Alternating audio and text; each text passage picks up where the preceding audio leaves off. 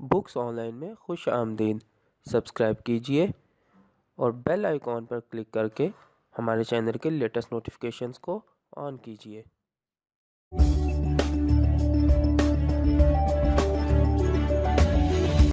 अऊज़ु बिल्लाहि मिनश शैतानिर रजीम। बिस्मिल्लाहिर रहमानिर रहीम। आज हम कुदरतुल्लाह शहाब की किताब शहाब नामा के 35वें हिस्से के साथ हाजिर हैं। इस वक्त हम इस किताब के जिस सफ़ा नंबर पर मौजूद हैं वो है 173। आज हम इस किताब के जिस चैप्टर का आगाज़ करेंगे उसका नाम है पाकिस्तान का मतलब क्या। आइए शुरू करते हैं। उड़ीसा सेक्रेटेरिएट में होम डिपार्टमेंट के डिप्टी सेक्रेटरी की हैसियत से पासपोर्ट जारी करने का काम मेरी तहवील में था। एक रोज़ मैं दफ्तर से घर वापस आया तो उधेड़ उम्र के एक साहिब बरामदे में बैठे मेरा इंतज़ार कर रहे थे। सहरवर्दी साहिब अब बंगाल के चीफ मिनिस्टर थे और वो उनका ख़त लेकर मुझे मिलने आए थे। उनका असली नाम तो कुछ और था, लेकिन सहरवर्दी साहिब ने उन्हें हामिद अली के नाम से मौसूम किया था।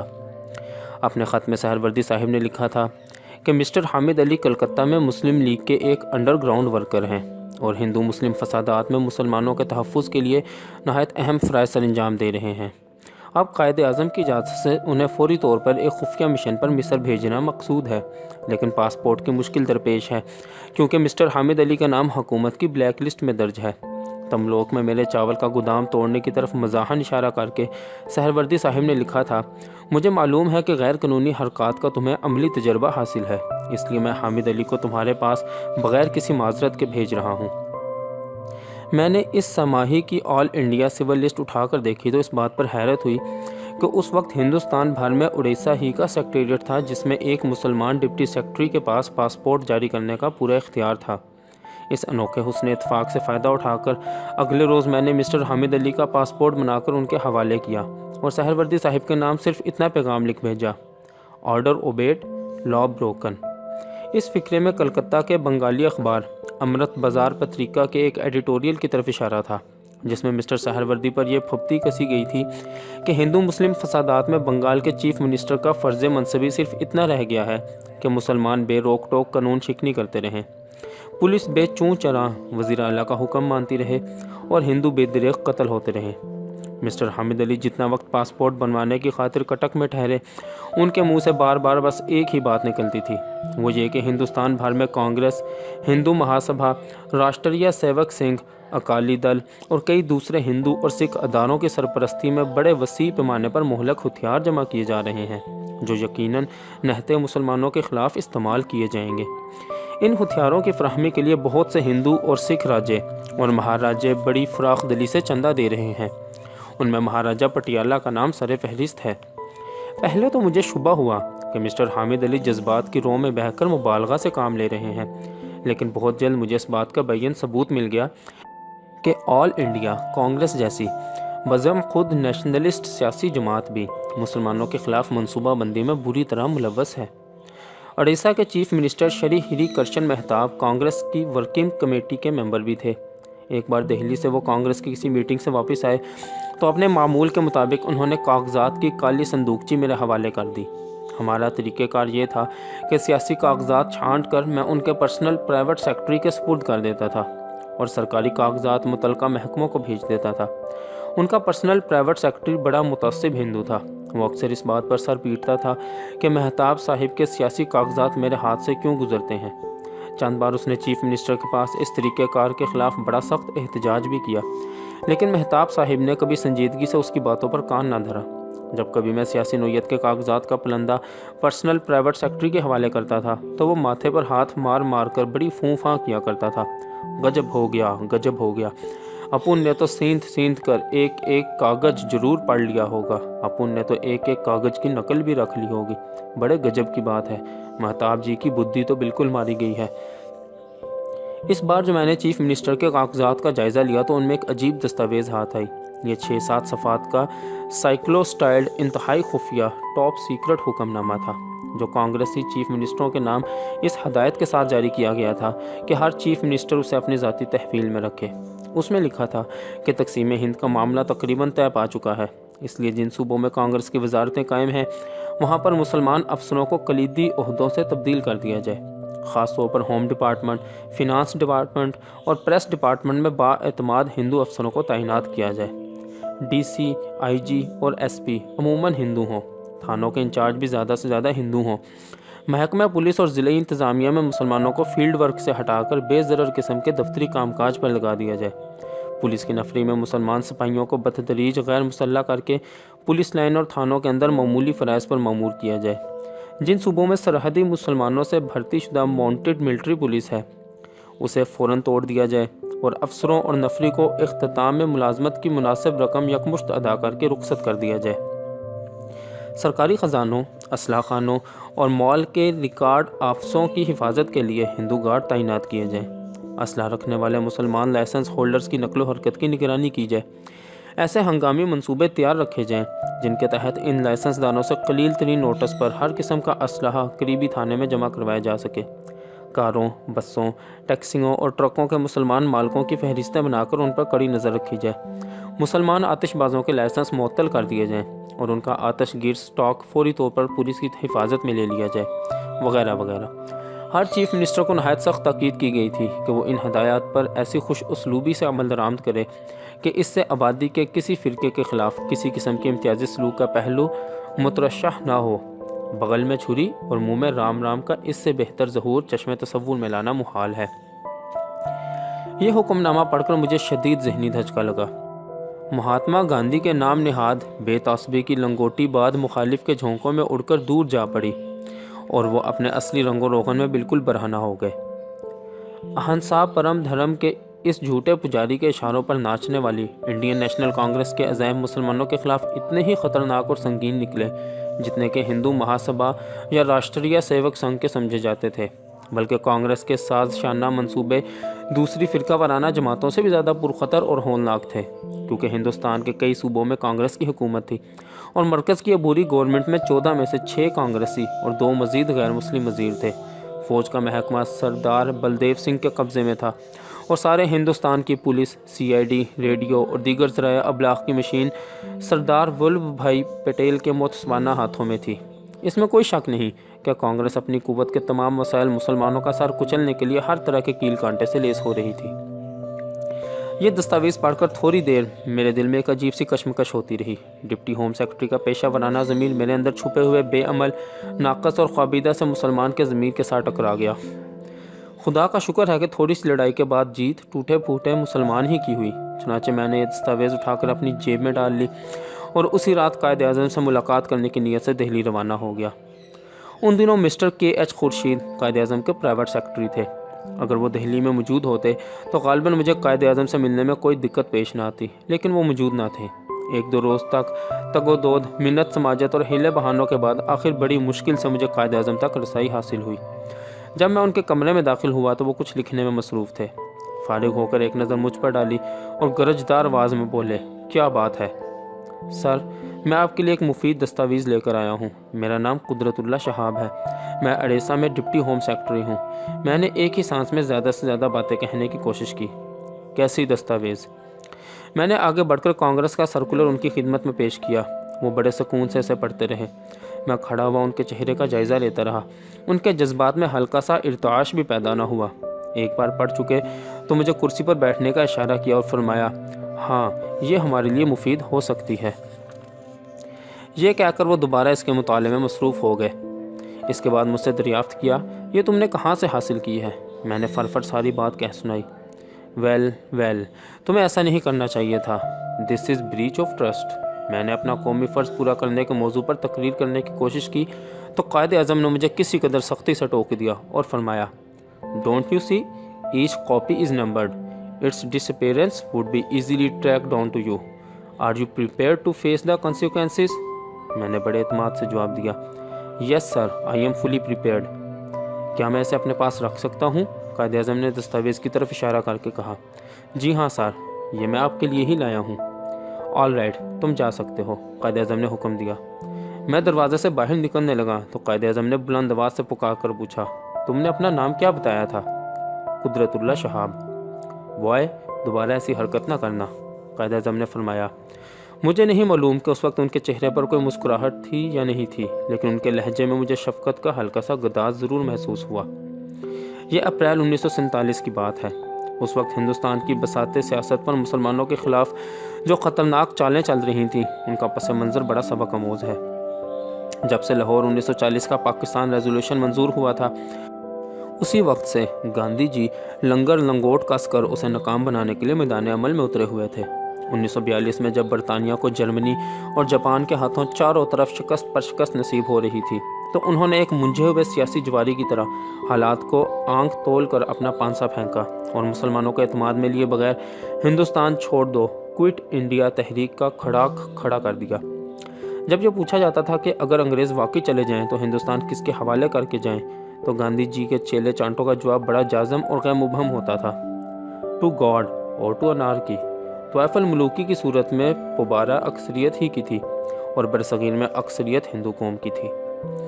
1.5-2 برس بعد جب جنگ عظیم کا پانسا پلٹنا شروع ہوا اور برطانیہ کا پلہ بھاری دکھائی دینے لگا، تو گاندھی جی نے بھی پینترا بدلا۔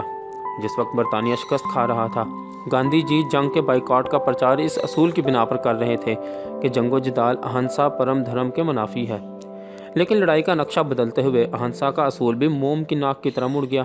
اب گاندھی نے برٹش حکومت کو یہ پیشکش کی کہ اگر ہندوستان کی آزادی کا اعلان کر کے اقتدار فوراً منتقل کر دیا جائے تو جنگ کے ہر شعبے میں برطانیہ کے ساتھ پورا تعاون کیا جائے گا۔ مہاتما گاندھی کے سیاسی دین میں اہنسا کے اصول کو مصلحتوں کی بے حد لچک حاصل تھی۔ جب جی چاہا ہارتے ہوئے انگریز کے خلاف جنگی بائیکاٹ کے لیے استعمال کر لیا، اور جو ہی حالات بدلے جیتے ہوئے انگریز کے ساتھ جنگی تعاون کے لیے کام میں لے آئے۔ امور ریاست اور سیاست میں ریاکاری کو فنون لطیفہ کا درجہ دینے والے کوٹلیا کا ارتھ شاستر بھی گاندھی جی کے عملی ہتھ کنڈوں کے سامنے بزیچہ اطفال نظر آتا ہے۔ جنگ ختم ہوتے ہی انگلستان میں لیبر پارٹی برسر اقتدار آ گئی۔ اس پارٹی کے ساتھ کانگریس کے گہرے تعلقات تھے۔ اس صورتحال سے فائدہ اٹھا کر گاندھی جی نے گرگٹ کی طرح ایک اور رنگ بدلا۔ اب انہوں نے برملا یہ رٹ لگانی شروع کر دی کہ انگریزوں کے بعد ہندوستان میں سیاسی اقتدار کی وارث صرف آل انڈیا کانگریس ہے۔ جہاں تک مسلم لیگ کا تعلق ہے، اقتدار حاصل کرنے کے بعد کانگریس خود اس سے نپٹ لے گی۔ اہنسا پرم دھرم کا یہ درینہ پجاری اب باضابطہ تلوار سونت کر میدان جنگ میں اترنے کی دھمکیاں دے رہا تھا۔ مطالبہ پاکستان کے متعلق گاندھی جی کا موقف یہ تھا کہ ہندوستان ایک اٹوٹ اور ناقابل تقسیم اکائی ہے۔ اس کو تقسیم کرنے کی کوشش گو ماتا کا جسم کاٹنے کے مترادف ہے۔ جراحی کا یہ عمل بھارت ماتا پر کرنے سے پہلے ان کی اپنی لاش پر کرنا ہوگا۔ اس پس منظر میں برطانوی کیبنٹ مشن آزادی ہند کی گتھی سلجھانے مارچ 1946 میں ہندوستان وارد ہوا۔ مشن میں lord پیتھک Lawrence, sir اسٹیفورڈ کرپس، mister A we Alexander شامل تھے۔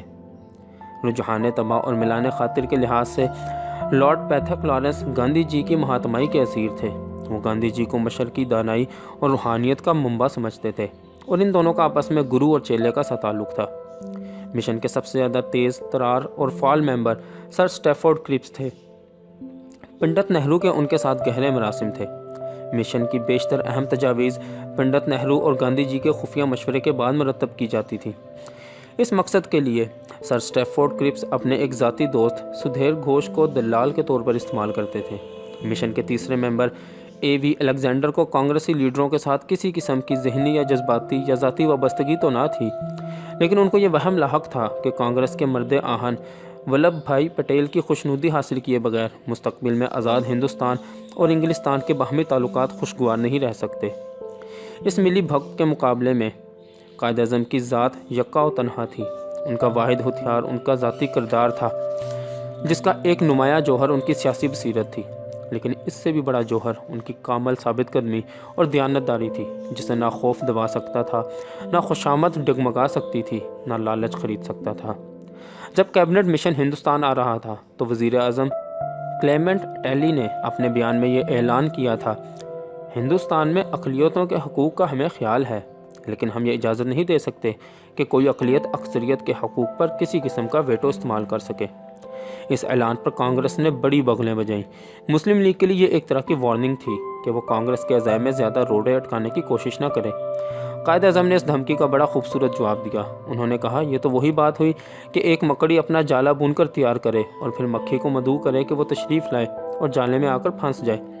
اب اگر مکھی اس دعوت کو قبول نہیں کرتی تو وزیر اعظم اٹیلی کے الفاظ میں یہی کہا جائے گا کہ مکھی مکڑی کے خلاف ویٹو استعمال کر رہی ہے۔ کیبنٹ مشن ہندوستان میں 3 ماہ کے قریب رہا۔ اس عرصے کی داستان انگریزوں اور ہندوؤں کی سیاسی چیرہ دستیوں، منافقتوں، ریاکاریوں، دروغ بافیوں اور فریب سازیوں کی عجیب و غریب بھول بھلیاں ہے۔ کانگریس نے اپنا دام تزویر قدم قدم پر بچھا رکھا تھا اور برٹش حکومت کے نمائندے مسلم لیگ کو گھیر گھار کر اسے اس میں پھنسانے کے لیے طرح طرح کے ہتھ کنڈے استعمال کر رہے تھے۔ قائد اعظم نے ان سب کا مقابلہ بڑی بے لاگ راست بازی اور ثابت قدمی سے کیا۔ کیبنٹ مشن کا فیصلہ یہ تھا کہ برصغیر کو پاکستان اور بھارت کے دو الگ الگ اور خود مختار حصوں میں تقسیم نہیں کیا جا سکتا۔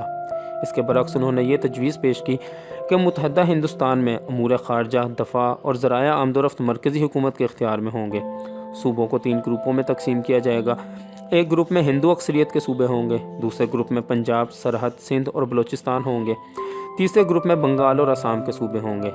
3 مرکزی شعبوں کو چھوڑ کر باقی سب امور میں ہر گروپ خود مختار ہوگا۔ اب متناقضانہ سیاست کاری کا ایک نیا منظر ظہور میں آیا۔ ایک الگ پاکستان کا مطالبہ کرنے والی مسلم لیگ نے تو یہ تجویز منظور کر لی، لیکن اکھنڈ بھارت کی رٹ لگانے والی کانگریس نے اسے مسترد کر دیا۔ مسلم لیگ کی طرف سے اس تجویز کی منظوری قائد اعظم کی سیاسی بصیرت کا عملی شاہکار ہے۔ مطالبہ پاکستان رد ہو جانے کے بعد یہ تجویز بھاگتے چور کی سب سے اچھی لنگوٹی تھی۔ اس میں کم از کم یہ گارنٹی تو موجود تھی کہ صوبوں کی گروپ بندی کی وجہ سے ایک طرف پنجاب، سرحد، سندھ اور بلوچستان اور دوسری طرف بنگال اور آسام کے مسلمانوں کو اپنے معاملات میں بڑی حد تک ہندو مرکزیت کے اثر سے خود مختاری حاصل ہوگی۔ اس کے علاوہ قائد اعظم ہندو ذہنیت سے بڑی اچھی طرح واقف تھے۔ شاید ان کے ذہن میں یہ خیال بھی ہو کہ جس وجہ سے مسلم لیگ اس فارمولے کو منظور کر رہی ہے، عین اسی وجہ سے کانگریس اسے مسترد بھی کر سکتی ہے۔ اگر ایسا ہوا تو مطالبہ پاکستان قدرتی طور پر از سر نو بحال ہو جائے گا۔ کانگریس کی گنگا جمنی سیاست نے وہی کیا جس کی اس سے توقع تھی۔ ہندو قیادت اتنا بھی برداشت نہ کر سکی کہ کسی فارمولے میں مسلمانوں کو ان کے اکثریتی صوبوں میں بھی کسی قسم کا سیاسی اختیار حاصل ہو۔ گاندھی جی چراغ پا ہو گئے۔ پنڈت نہرو اور سردار ولبھ بھائی پٹیل نے کیبنٹ مشن پلان کی دھجیاں اڑا دی۔ ہندو پریس نے شور و غوغا کر کے آسمان سر پر اٹھا لیا۔ کیبنٹ مشن کے ہاتھ پاؤں پھول گئے۔ انہوں نے کانگریسی لیڈروں کے ساتھ کچھ ظاہری اور کچھ خفیہ رابطے قائم کیے۔ کانگریس کے دباؤ میں آ کر مشن کے ممبروں نے اپنا تھوکا ہوا خود ہی چاٹنا شروع کر دیا اور کانگریس کی ایما پر خود اپنے ہی پلان میں انہوں نے ترمیم و تجدید اور غلط تعبیر، غلط تفسیر اور غلط استخراج کے ایسے پیوند لگانے شروع کر دیے کہ اس کی شکل بدل گئی، اس کے معنی بگڑ گئے اور متحدہ ہندوستان میں مسلمانوں کے جمہوری حقوق مکمل طور پر ہندو آمریت کی بھینٹ چڑھ گئے۔ جس طور پر کانگریس نے اپنی تحریک چلائی، اس سے یہ محسوس ہوتا تھا کہ اس کا بنیادی مقصد انگریزی راج سے آزادی حاصل کرنا نہیں بلکہ مسلم لیگ کو شکست دینا ہے۔ کانگریس کی نظر میں ہندوستان کی آزادی اسی صورت میں قابل قبول تھی جبکہ مسلمانوں کو ہمیشہ کے لیے ہندوؤں کے زیر نگین رکھنے کے لیے پہلے سے پورا بندوبست کر لیا جائے۔ قائد اعظم اپنا فرض پورا کر چکے تھے۔ کیبنٹ مشن کے پلان کو تسلیم کر کے انہوں نے پاکستان کا مطالبہ داؤ پر لگا دیا تھا، لیکن کانگریس کے خوف و خوشامد میں آ کر مشن نے جب اپنے پلان کی صورت خود ہی مسخ کر دی تو مجبوراً مسلم لیگ نے بھی اپنی منظوری واپس لے لی۔ اس طرح اکھنڈ بھارت کی آخری ہنڈیا کانگریس نے خود اپنے ہاتھوں اپنی مسلم کش پالیسیوں کے چوراہے میں پھوڑ دی۔ کانگریس کے بلیک میل کے آگے سر جھکا کر اور دم ہلا کر خود اپنے ہی تیار کردہ پلان میں تحریف و تخریب کرنے والے کیبنٹ مشن نے بھی متحدہ ہندوستان کے تابوت میں آخری کیل گاڑ دی۔ چنانچہ قائد اعظم نے اعلان کیا کہ ہم نے مفاہمت کی ہر کوشش، دلیل اور حجت کو کام میں لا کر دیکھ لیا ہے۔ اب یہ بات حتمی طور پر پایا ثبوت تک پہنچ گئی کہ ان تمام مسائل کا واحد حل قیام پاکستان ہے۔ دوسروں سے مدد یا ہمدردی کی امید رکھنا بیکار ہے۔ ایسی کوئی عدالت نہیں جس کا دروازہ ہم انصاف حاصل کرنے کے لیے کھٹکھٹا سکیں۔ ہماری فقط ایک عدالت ہے، وہ مسلمان قوم ہے۔ اب تک مسلم لیگ کی سیاست بڑی احتیاط سے آئینی حدود کے اندر رکھی جاتی تھی، لیکن اب وقت آ گیا تھا کہ انگریزوں کی موجودہ اور ہندوؤں کی مجوزہ غلامی سے نجات حاصل کرنے کے لیے سیاست کے اس اسلوب کو ترک کر دیا جائے۔ چنانچہ مسلم لیگ نے ڈائریکٹ ایکشن کا اعلان کیا اور 16 اگست 1946 ڈائریکٹ ایکشن ڈے مقرر ہو گیا۔ ساتھ ہی ساتھ تمام مسلمانوں سے اپیل کی گئی کہ وہ برٹش گورنمنٹ کے دیے ہوئے خطابات واپس کر دیں۔ 16 اگست کو ڈائریکٹ ایکشن ڈے ہر جگہ امن و امان سے گزر گیا، لیکن کلکتہ میں بڑا زبردست فساد ہو گیا۔ مسٹر حسین شہید سہروردی بنگال کے چیف منسٹر تھے۔ انہوں نے 16 اگست کو عام تعطیل کا دن قرار دے دیا۔ کانگریسی حلقے اس اعلان پر بڑے سیخ پا ہوئے۔ کلکتہ کی آبادی میں مسلمانوں کی تعداد 24% کے قریب تھی۔ 16 اگست کو وہ لاکھوں کی تعداد میں ڈائریکٹ ایکشن ڈے کے جلسے میں شریک ہوئے۔ مسٹر سہروردی نے بڑی ولولہ انگیز تقریر کی۔ جلسے کے بعد جب لوگ اپنے اپنے گھروں کو واپس جا رہے تھے تو شہر کے گلی کوچوں میں مسلح ہندوؤں نے اچانک ان پر قاتلانہ حملے شروع کر دیے۔ جلسہ گاہ سے واپس آنے والے مسلمانوں کے خواب و خیال میں بھی نہ تھا کہ وہ اس طرح یکایک ایک پہلے سے ٹھانی ہوئی سازش کا شکار ہو جائیں گے۔ وہ بالکل نہتے تھے۔ اس کے برعکس ہندوؤں کے جتھے ہر قسم کے مہلک ہتھیاروں سے لیس تھے۔ وہ جگہ جگہ گھات لگا کر بے خبر اور بے شان و گمان مسلمانوں کے انتظار میں بیٹھے تھے۔ تاریخ یہ کبھی نہ بتا سکے گی کہ اس روز کلکتہ کے گلی کوچوں، سڑکوں اور بازاروں میں کتنے مسلمان شہید ہوئے۔ ان کی تعداد سینکڑوں نہیں بلکہ ہزاروں تھی۔ یہ قیامت صغریٰ کئی روز تک شہر کے طول و عرض میں برپا رہی۔ کلکتہ کے ہندو پہلے سے تیار بھی تھے، مسلح بھی تھے اور تعداد میں مسلمانوں سے 3 گنا زیادہ تھے، لیکن ہندو پریس یہی اودھم مچاتا رہا کہ زیادتی سراسر مسلمانوں کی ہے اور صوبے کے چیف منسٹر سہروردی ان کی خفیہ طور پر مدد کر رہے ہیں۔ ہندوستان کے شہروں میں ہندو مسلم فساد کوئی نئی یا عجیب چیز نہیں تھی، لیکن جس پیمانے پر کلکتہ میں کچھ تو خون کا بازار گرم ہوا، اس نے سب کو ورطۂ حیرت میں ڈال دیا۔ یہ 2 فرقوں یا 2 گروہوں کی لڑائی نہ تھی، بلکہ دراصل یہ 2 قوموں کی جنگ تھی۔ برصغیر میں پہلی بار 2 قومی نظریہ بساط سیاست سے نکل کر میدان کارزار میں اتر آیا تھا، اور اس گریٹ کلکتہ کلنگ نے مستقبل کے نقشے پر بڑے گہرے اور دور رس اثرات مرتب کیے۔ اس کا سب سے پہلا اثر عبوری حکومت کی تشکیل پر ہوا۔ کیبنٹ مشن کی سفارش کے مطابق وائسرائے ہند لارڈ ویول کانگریس، مسلم لیگ اور دوسری اقلیتوں کے نمائندوں پر مشتمل مرکزی کابینہ بنانے کی تگدود کر رہا تھا۔ یہاں پر بھی کانگریس کی یہی خواہش اور کوشش تھی کہ وائسرائے کانگریس کو عبوری حکومت میں شامل ہونے کی دعوت دے۔ اس کے بعد مسلم لیگ سمیت دوسری جماعتیں وائسرائے کی دعوت پر نہیں بلکہ کانگریس کے ساتھ اپنا اپنا معاملہ طے کر کے کابینہ میں شریک ہوں۔ مقصد یہ تھا کہ ہندوستان کی گدی پر بیٹھنے کا حق تو صرف کانگریس کو حاصل ہو، باقی جماعتیں اس کی خوشنودی حاصل کر کے محض تفیلوں اور حاشیہ نشینوں کی حیثیت سے حکومت میں شامل ہو سکیں۔ لارڈ ویول اس چکمے میں آ گیا اور اس نے کانگریس کے نمائندوں کو عبوری حکومت میں شامل ہونے کی براہ راست دعوت دے دی۔ گاندھی جی کا نخل تمنا ایک دم سرسبز ہو گیا۔ جب کسی نے ان سے پوچھا کہ عبوری حکومت میں مسلم لیگ کی شمولیت کا کیا بنے گا تو گاندھی جی نے خوشی سے چہک چہک کر جواب دیا کہ مسلم لیگ کو اب وائسرائے کی بجائے کانگریس کی طرف رجوع کرنا پڑے گا۔ جناح صاحب کو چاہیے کہ اس بارے میں وہ پنڈت نہرو سے انٹرویو مانگیں۔ ابھی عبوری حکومت قائم نہیں ہوئی تھی کہ کلکتہ کا ہولناک فساد برپا ہو گیا۔ فساد کے اثرات کا جائزہ لینے کے لیے لارڈ ویول نے کلکتہ کا دورہ کیا تو اس کی آنکھیں کھل گئیں۔ وہ سپاہی پیشہ وائسرائے میدان جنگ کی نفسیات اور فن حرب کا تجربہ کار ماہر تھا۔ اس کے فوجی ذہن نے بڑی آسانی سے یہ اندازہ لگا لیا کہ کلکتہ میں ہندو مسلم فساد نہیں ہوا بلکہ سول وار ہوئی ہے، اور مسلمانوں کے جائز حقوق کو مزید پامال کیا گیا تو سارا برصغیر ایک خوفناک خانہ جنگی کی لپیٹ میں آ جائے گا۔ لارڈ ویول دیانتدار سپاہی اور باضمیر سیاستدان تھا۔ کلکتہ سے واپس آ کر اس نے اخلاقی جرأت سے کام لیا اور کانگریس سے مشورہ کیے بغیر مسلم لیگ کو عبوری حکومت میں شامل ہونے کی براہ راست دعوت دے دی۔ وائسرائے کے اس اقدام سے کانگریس کا سارا منصوبہ خاک میں مل گیا۔ انگریزوں کے سائے تلے ہندوستان پر اکیلے راج کرنے کا خواب ادھورا رہ گیا۔ اس وقت ہندوستان کے سول اور فوجی اداروں میں ہندوؤں کی اکثریت تھی۔ اگر عبوری حکومت کی باغ ڈور صرف کانگریس کے ہاتھ میں آ جاتی تو بلا شبہ اسے سارے ہندوستان پر رام راج کی راہ ہموار کرنے میں بڑی مدد ملتی۔ مسند اقتدار پر قبضہ کرنے کے بعد مسلم لیگ کو مستقل طور پر عبوری حکومت سے باہر رکھنا اس کے بائیں ہاتھ کا کھیل تھا۔ کانگریس کے ہاتھ میں ایسے جی حضوریہ مسلمان موجود تھے جو بڑے شوق سے انٹرم گورنمنٹ عبوری حکومت میں مسلم لیگی سیٹوں کی خانہ پوری کرنے کے لیے تیار تھے۔ اس طرح مسلم لیگی سیاست کا بڑھتا ہوا سیلاب سرکاری رکاوٹوں کی مدد سے اقلیتوں کی بند کھاڑی میں دھکیل دیا جاتا اور تسلسل حکومت کا بہانہ بنا کر کانگریس اپنے اس دعوے کو بھی مستحکم کر لیتی کہ ہندوستان میں وہ برٹش حکومت کی واحد جانشین ہے۔ لیکن وائسرائے کے بروقت اقدام نے ان تمام امیدوں پر پانی پھیر دیا۔ اس پر کانگریس نے بڑا کوہرام مچایا۔ طرح طرح کے ہیلے بہانوں کی آڑ لے کر گاندھی جی نے لارڈ ویول کو بڑی سختی سے برا بھلا کہا اور لندن میں برٹش گورنمنٹ کے پاس یہ شکایت لکھ بھیجی کہ وائسرائے کلکتہ کے فسادات سے بوکھلا کر بدحواسی کا مظاہرہ کر رہا ہے، وہ اعصابی تناؤ میں مبتلا ہے اور آئینی امور میں اس کی قوت فیصلہ کمزور پڑ گئی ہے۔ اس لیے ضروری ہے کہ وائسرائے کی مدد کے لیے انگلستان سے کوئی ایسا قانونی ماہر بھیجا جائے جو لارڈ ویول سے زیادہ قابل اور صائب الرائے ہو۔ لارڈ ویول پر یہ کانگریس کا پہلا حملہ تھا۔ اس کے بعد کانگریسی لیڈر مسلسل اسی طاق میں رہتے تھے کہ جس طرح ہو سکے قدم قدم پر وائسرائے کو ہر معاملے میں ذکر پہنچائی جائے۔ ساتھ ہی ساتھ انہوں نے لندن میں اپنے بہی خواہوں کے ذریعے ریشہ دوانیاں شروع کر رکھی تھیں کہ لارڈ ویول کی جگہ کوئی ایسا شخص وائسرائے مقرر ہو جسے کانگریس آسانی سے کٹ پتلی کی طرح اپنے مفاد کی تار پر نچا سکے۔ کانگریس 2 ستمبر 1946 کو عبوری حکومت میں آئی تھی۔ 15 اکتوبر کو مسلم لیگ بھی اس میں شامل ہو گئی۔ مسلم لیگ کی شمولیت کانگریس کی مرضی کے خلاف عمل میں آئی تھی، اس لیے کابینہ میں ان دونوں کی رفاقت شروع سے ہی معاندانہ اور مخاصمانہ رنگ میں ڈوبی ہوئی تھی۔ عبوری حکومت 14 اراکین پر مشتمل تھی، 6 کانگریسی، 5 مسلم لیگی، 1 سکھ، 1 عیسائی اور 1 پارسی۔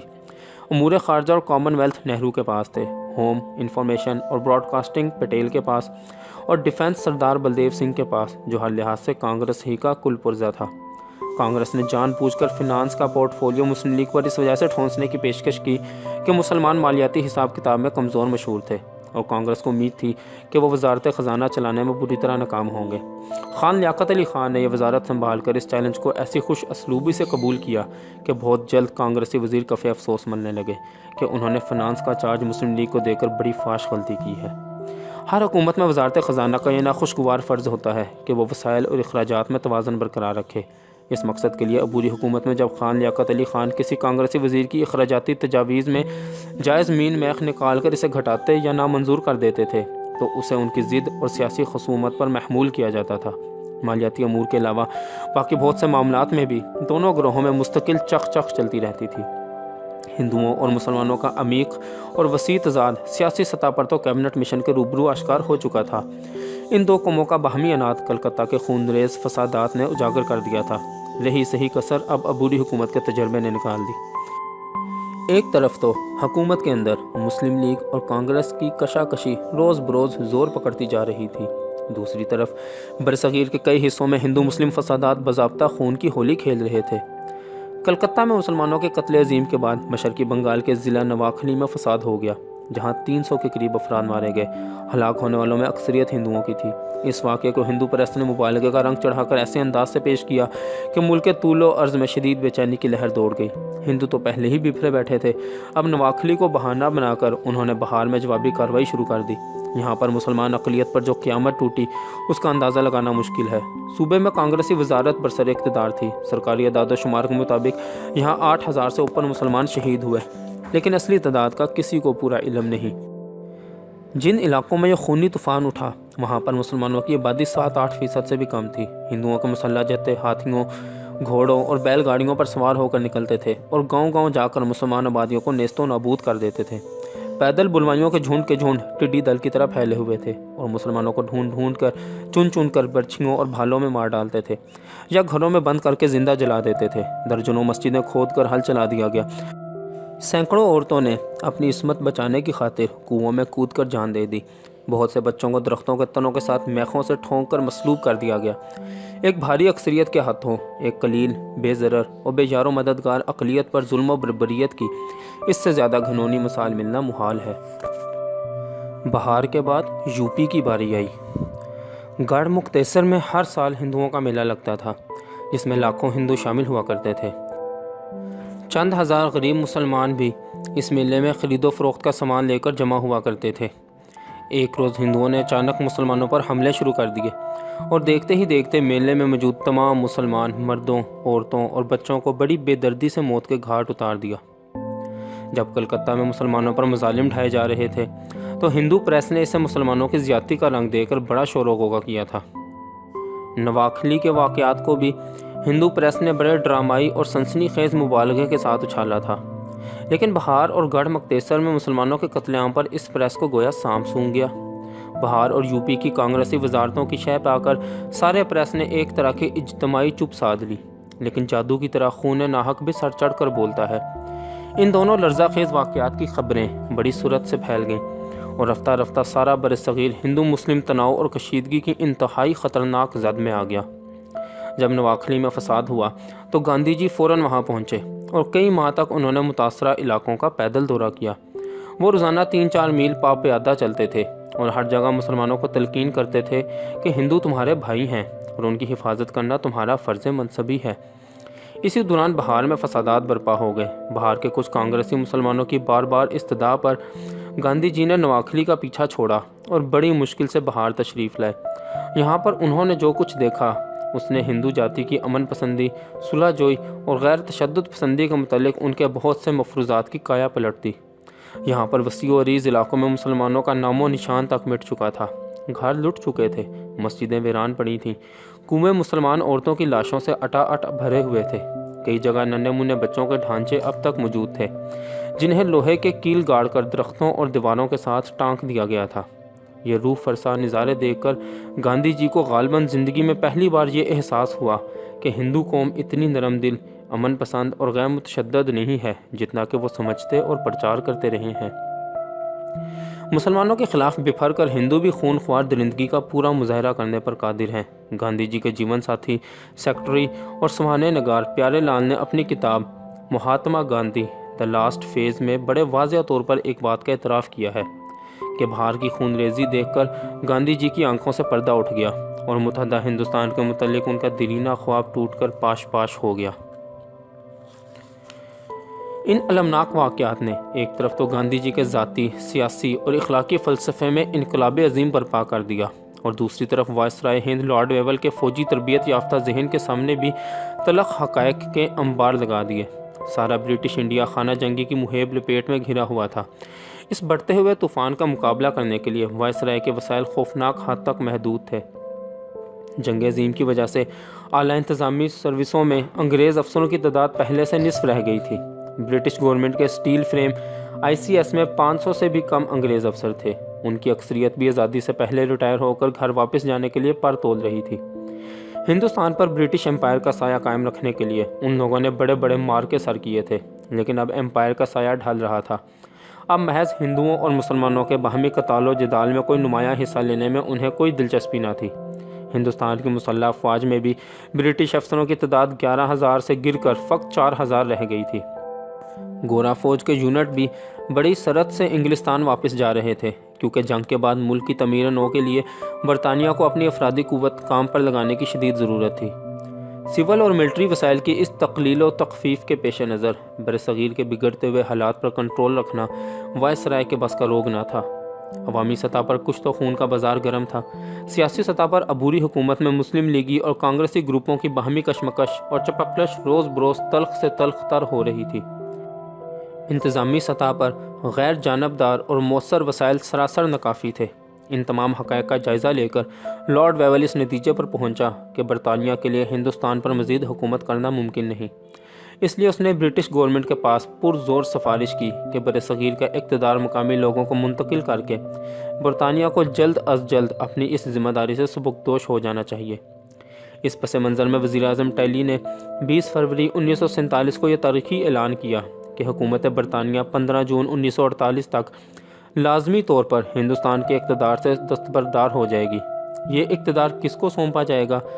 کیا اقتدار برٹش انڈیا کی کسی واحد مرکزی حکومت کو منتقل کیا جائے گا، یا الگ الگ صوبوں کے سپرد کیا جائے گا، یا کوئی اور مناسب اور متبادل طریقہ اختیار کیا جائے گا؟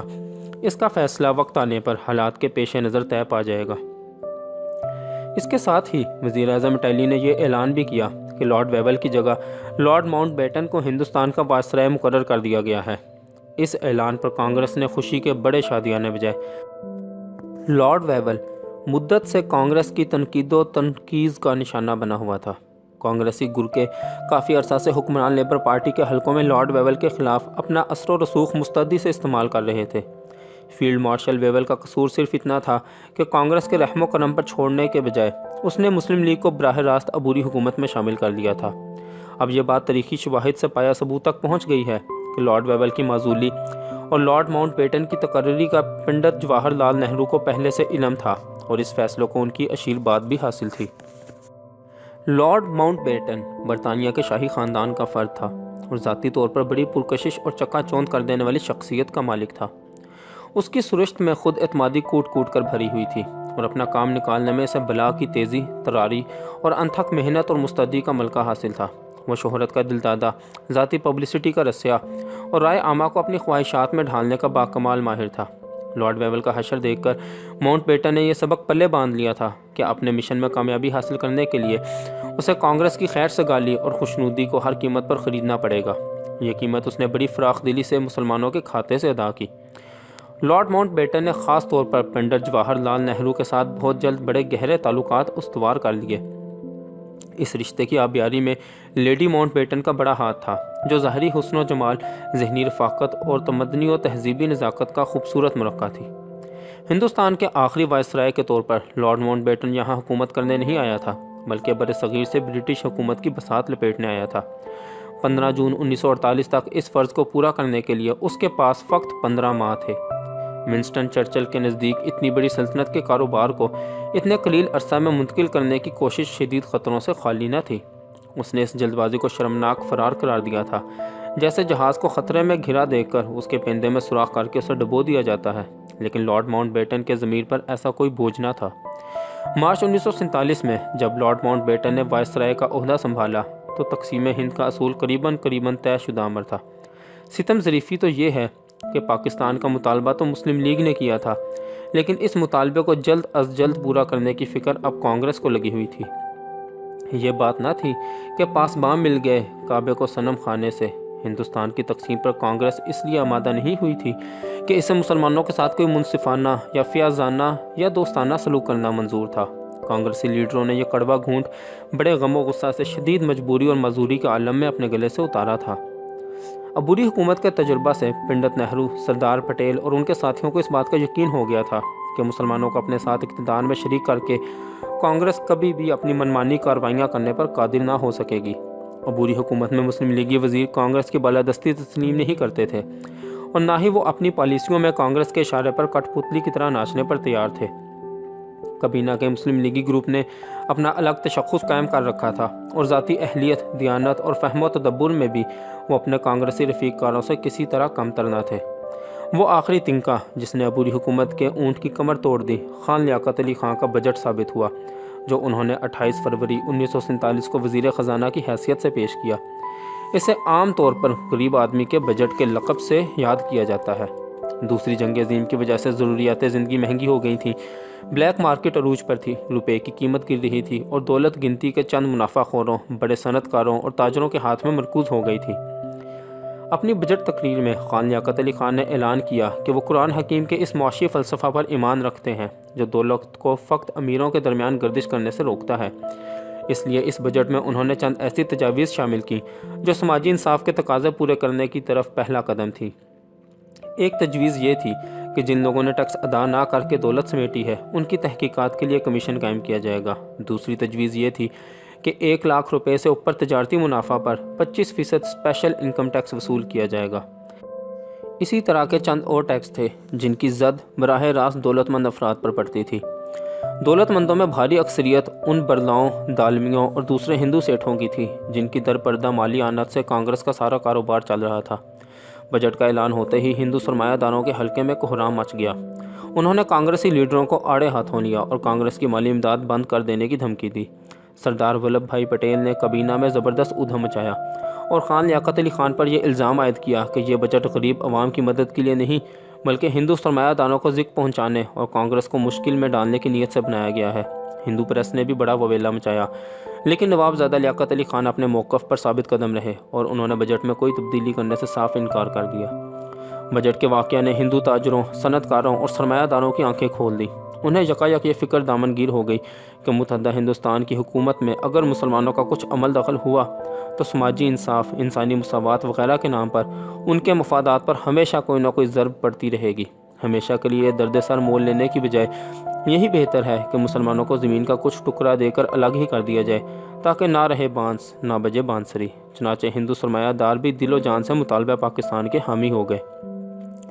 کانگریس کے مرد آہن سردار ولبھ بھائی پٹیل اب اس نتیجہ پر پہنچ چکے تھے کہ حکومت میں مسلمانوں کے ساتھ کسی قسم کی شراکت بالکل لا یعنی اور عبث ہے۔ مسلمان اکثریت کے جو علاقے پاکستان بننے کے خواب دیکھ رہے تھے وہ بھارت ماتا کے پوتر بدن پر گلے ہوئے سڑے ہوئے ناسور ہیں۔ مناسب یہی ہے کہ ان ناسوروں کو جلد از جلد کاٹ کر الگ کر دیا جائے تاکہ ان کا زہر صحت مند حصوں تک پہنچنے نہ پائے۔ پنڈت نہرو پہلے ہی لارڈ ماؤنٹ بیٹن کو زبان دے چکے تھے کہ اگر پنجاب اور بنگال کو تقسیم کر دیا جائے تو انہیں پاکستان کے قیام پر کوئی اعتراض نہیں ہے۔ کانگریس نے ایک ہاتھ سے مطالبہ پاکستان کو طوعاً و کرہن تسلیم کیا اور دوسرے ہاتھ سے فوراً سر توڑ کوششیں شروع کر دیں کہ یہ نوزائیدہ ملک زندہ رہنے کے قابل نہ ہو پائے۔ اس کوشش میں اسے لارڈ ماؤنٹ بیٹن کی صورت میں بڑا کارآمد معاون و مددگار مل گیا۔ لارڈ ماؤنٹ بیٹن کو اس بات سے کوئی دلچسپی نہ تھی کہ پاکستان کن حالات میں جنم لیتا ہے اور جنم لینے کے بعد زندہ رہتا بھی ہے یا نہیں۔ उस वक्त उसका सबसे बड़ा नस्बुल ऐन ये था कि आज़ादी के बाद भारत जैसा वसीअ और रीज़ मुल्क ब्रिटिश कॉमनवेल्थ ऑफ नेशंस दौलत मुश्तरका में ज़रूर शामिल रहे। माउंट बेटन का reforms commissioner VP Menon Sardar Vallabh भाई पटेल का भी दस्तराज था। उसकी दलाली में वायसराय और सरदार पटेल के दरमियान सौदाबाजी हुई और यह तय पाया कि अगर 15 महीने के बजाय इक़्तिदार 2 माह में मुंतकिल कर दिया जाए तो भारत दौलत मुश्तरका का मेंबर बना रहेगा। इक़्तिदार 15 माह में मुंतकिल हो या 2 माह में, भारत के हर तरह पोबारा थे।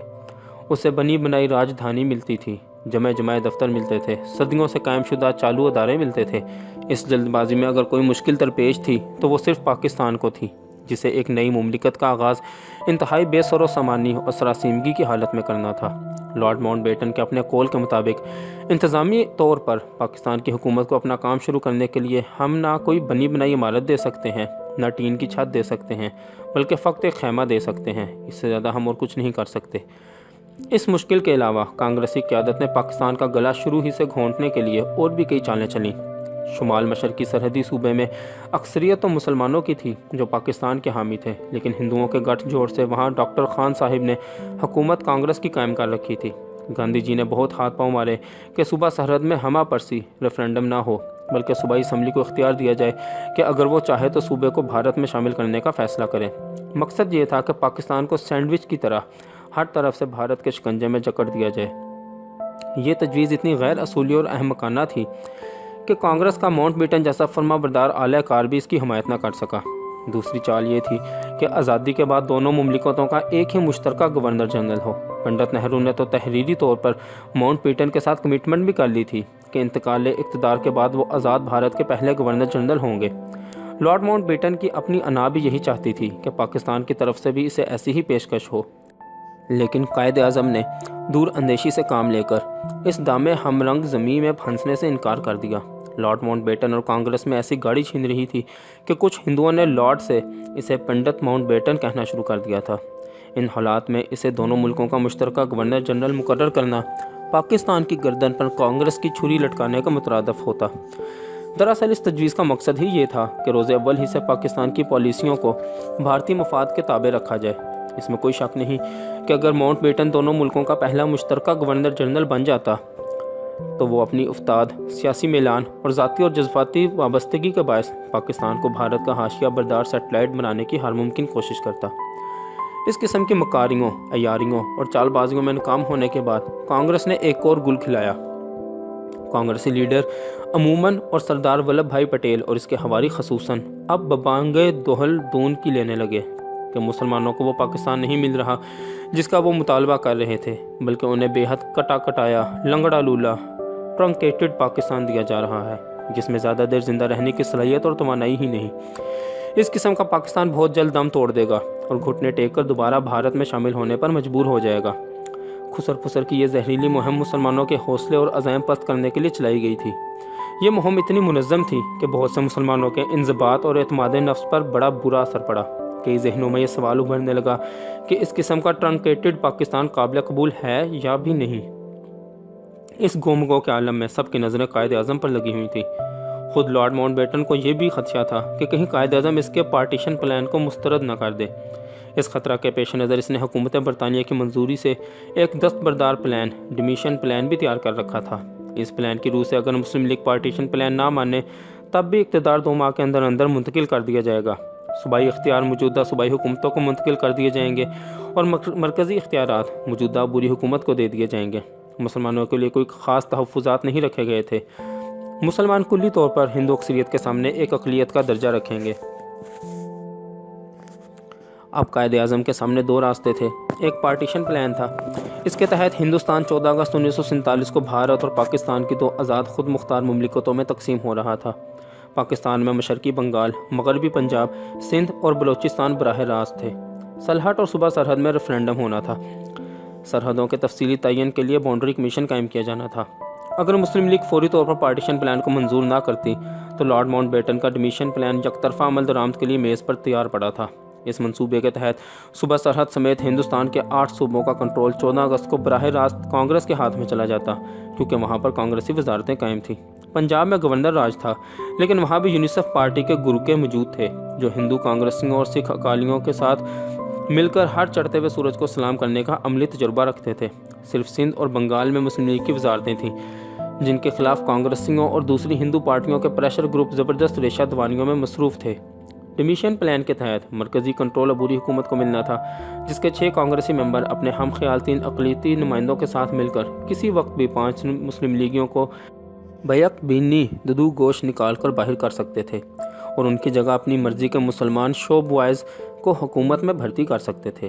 اس صورت میں پورے ہندوستان کا اختیار بلا شرکت غیر کانگریس کے قبضے میں آ جاتا اور مسلمان قوم ایک اقلیت کی حیثیت سے بیچاروں مددگار ان عناصر کے رحم و کرم پر چھوڑ دی جاتی جو سر سے پاؤں تک وسیع پیمانے پر مسلح تھے اور کلکتہ، بہار، گڑھ مکتیسر اور دوسرے مقامات پر اپنے خون آشام ہاتھ بڑی صفاقی سے دکھا چکے تھے۔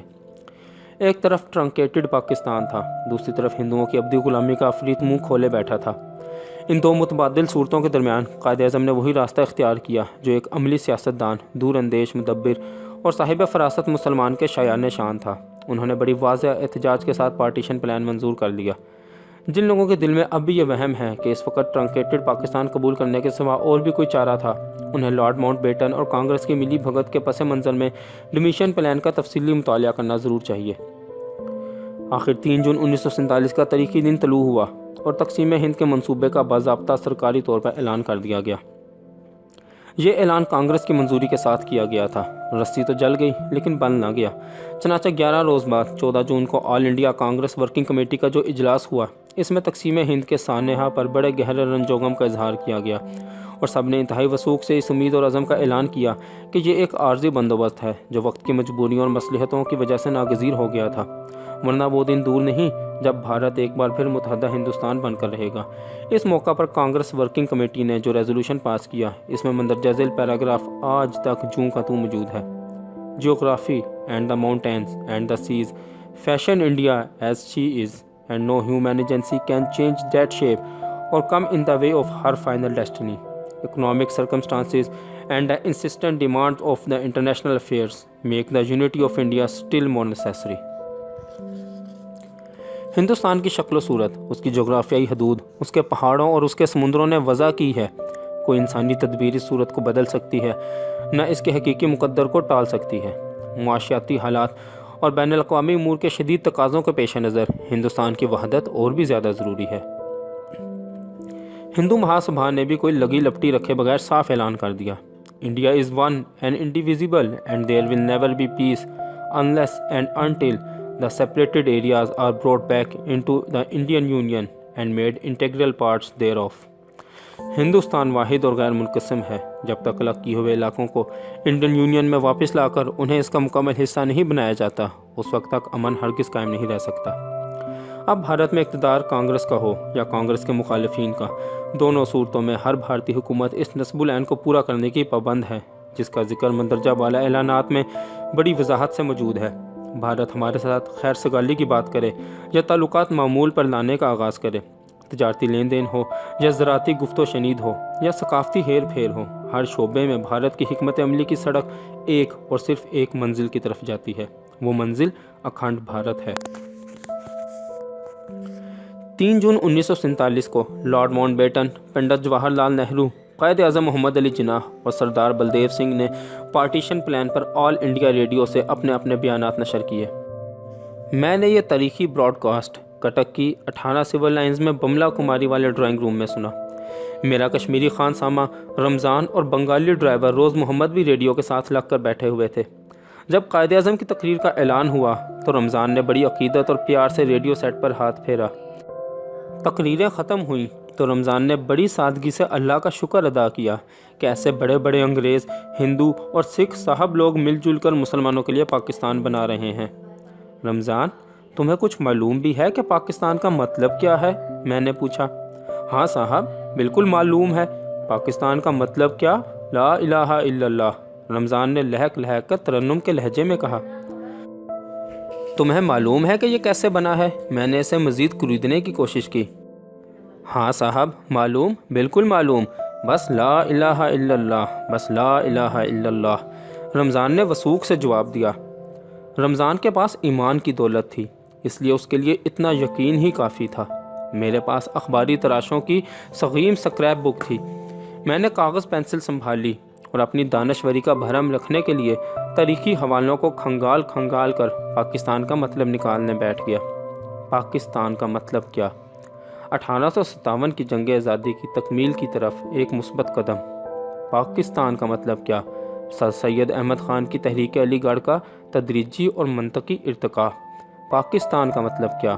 حکیم الامت علامہ اقبال کے خواب کی تعبیر جو انہوں نے اپنے خطبہ اعلی آباد میں پیش کیا تھا۔ پاکستان کا مطلب کیا؟ دینی، سماجی، معاشی، ثقافتی، تمدنی اور سیاسی بنیادوں پر مسلمانوں کا ایک الگ قوم کی صورت میں ابھرتا ہوا تشخص۔ ہندو گورکشا، مسلمانوں کا ذبیحہ، ہندو کی چٹیا، مسلمان کا ختنہ، ہندو کے مندر کا ناقوس، مسلمان کی مسجد کی اذان، ہندو کی چھوت چھات، مسلمان کی اخوت اور مساوات۔ ان اختلافات کی وجہ سے مستقل اور مسلسل خونریز تصادمات اور فسادات۔ پاکستان کا مطلب کیا؟ قومیت کی اجارہ داری پر ہندوؤں کی ضد اور ہٹ دھرمی۔ پاکستان کا مطلب کیا؟ آزاد اور متحدہ ہندوستان پر بلا شرکت غیر حکمرانی کرنے کا کانگریسی جنون۔ پاکستان کا مطلب کیا؟ مسلم اکثریتی علاقوں میں بھی مسلمانوں کو ان کی آبادی کے تناسب سے جمہوری حقوق دینے سے انکار۔ پاکستان کا مطلب کیا؟ آزاد اور متحدہ ہندوستان کی حکومت میں مسلمانوں کو کوئی مؤثر کردار دینے کے خلاف ہندو سرمایہ داروں کی زبردست مخالفت اور مزاحمت۔ پاکستان کا مطلب کیا؟ مسلم اکثریتی علاقوں کو بھارت ماتا کے پوتر بدن پر گندے ناسور سمجھ کر انہیں کاٹ کر الگ کر دینے کا شدھ کانگریسی آپریشن۔ پاکستان کا مطلب کیا؟ بھارت کو برٹش کامن ویلتھ میں شامل رکھنے کے لیے لارڈ ماؤنٹ بیٹن اور کانگریس کی سودا بازی، اقتدار کو 15 مہینے کے بجائے 2 ماہ میں منتقل کرنے کی سازش، تاکہ پاکستان کی نوزائیدہ مملکت کو وجود میں آتے ہی ہر طرح کی مشکلات کا سامنا کرنا پڑے۔ پاکستان کا مطلب کیا؟ لارڈ ماؤنٹ بیٹن کو بھارت اور پاکستان کا مشترکہ گورنر جنرل بنانے کی کوشش، تاکہ شروع ہی سے اس نئی مملکت کو بھارت کی حاشیہ نشینی کی عادت ڈال دی جائے اور اس کی پالیسیاں بھارت کی پالیسیوں کے ہم رنگ اور تابع ہوں۔ پاکستان کا مطلب کیا؟ ٹرنکیٹڈ پاکستان کی پیشکش کے مقابلے میں ڈمیشن پلان کی شمشیر برہنہ۔ پاکستان کا مطلب کیا؟ کانگریس کا عزم کہ تقسیم ہند ایک عارضی عمل ہے، بھارت ایک ہے اور ایک ہو کے رہے گا، کوئی انسانی طاقت اس حقیقت کو نہیں بدل سکتی۔ پاکستان کا مطلب کیا؟ ہندو مہاسبھا کا اعلان کہ بھارت ناقابل تقسیم ہے، الگ ہونے والے علاقوں کو ہر قیمت پر دوبارہ بھارت میں شامل کر دیا جائے گا۔ پاکستان کا مطلب کیا؟ ہندوؤں کی جارحیت اور انگریزوں کی منافقت کے گٹھ جوڑ کے مقابلے میں قائد اعظم محمد علی جناح کی بے لوث، بے لاگ، بے بل، بے خوف، ایماندارانہ اور مدبرانہ قیادت۔ پاکستان کا مطلب کیا؟ مسلمانوں کا قائد اعظم کی رہنمائی پر مکمل اعتماد۔ پاکستان کا مطلب کیا؟